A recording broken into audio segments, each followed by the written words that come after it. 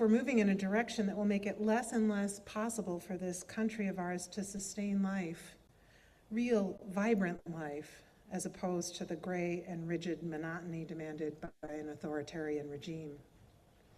Every day we're reading news accounts that break our hearts, but as this story reminds us, every time our hearts crack, it creates space. We can just allow ourselves to be shattered, or we can allow the water to pour out of every crack that forms in our hearts. Our tears can hold both grief and determination, both devastation and a deeper commitment. The worse things get, the stronger and more fiercely we, the brokenhearted, will fight until justice rolls down like water and peace, like an ever-flowing stream, bursts forth and brings possibility to the aching landscape. It's not enough, though, to fight what's wrong. For life to survive and thrive, we need to plant seeds of hope and kindness. The seeds take root, they break apart the unforgiving stone, they turn it over time into fertile soil in which all manner of flowers and trees can take root and bloom. Sometimes I can find evidence of the goodness that's starting to sprout in our world. I see a growing commitment to community care, a broader understanding that we're interconnected, that our thriving is mutual. In every act of kindness, every small movement toward what is good and right, there's a seed of hope. Sometimes there are even big movements, like the selection of the new pope this week, who I'm guessing was chosen specifically in hopes that he could lead conservative Catholics back to a truer and more compassionate version of Christianity. I find, though, I also need to maintain a sense of faith that more is going on that I'm not seeing. It's like the Marge Piercy poem, The Seven of Pentacles. Connections are made slowly. Sometimes they grow underground. You cannot always tell by looking what is happening.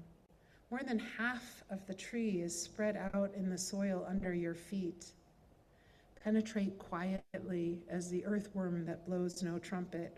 Fight persistently as the creeper that brings down the tree. Spread like the squash plant that overruns the garden. Gnaw in the dark and use the sun to make sugar.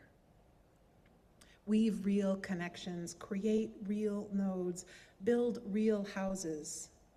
Live a life you can endure. Make love that is loving. Keep tangling and interweaving and taking more in, a thicket and bramble wilderness to the outside, but to us interconnected with rabbit runs and burrows and layers. Live as if you liked yourself, and it may happen. Reach out, keep reaching out, keep bringing in. This is how we are going to live for a long time. Not always, for every gardener knows that after the digging, after the planting, after the long season of tending and growth, the harvest comes. Flowers and other plants need three things to grow and thrive. They need water and soil and sun. Our world, it needs justice and kindness and the light of love. That light lives inside each of us.